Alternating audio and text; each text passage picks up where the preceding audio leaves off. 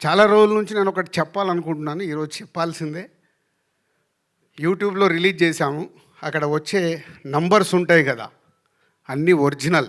ప్రేక్షకులు చూసిన నంబర్లే అక్కడ ఉండాలని మా ఆఫీస్లో నా పిఆర్ టీమ్కి అందరికీ ఇన్స్ట్రక్షన్ ఇచ్చాను.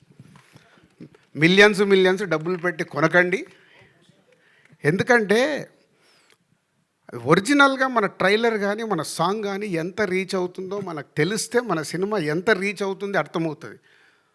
మనము కొనేసుకొని ఇచ్చే నంబర్లు అక్కడ నంబరే కనిపిస్తుంది, కానీ అది ప్రేక్షకుడికి రీచ్ అయిందా అవ్వలేదా తెలియట్లేదు.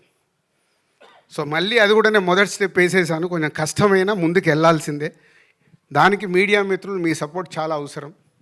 ఎందుకంటే మీరు అన్నీ ఏకటానికి ఇప్పుడు Q&A అనగానే ఏకటానికి చాలా రెడీ అవుతారు. ఇలాంటి ఎందుకు అడగారో నాకు అర్థం కాదు. ఇవి కదా మీరు Q&Aలో నో ఫాల్సీ ఆపాలి. ఫాల్స్కి వెళ్తున్న ఆపడానికి ప్రయత్నం చేస్తే అది గుడ్ హెల్దీ తయారవ్వాలండి. నేను ఎవరి మీద I'm not telling about any controversial.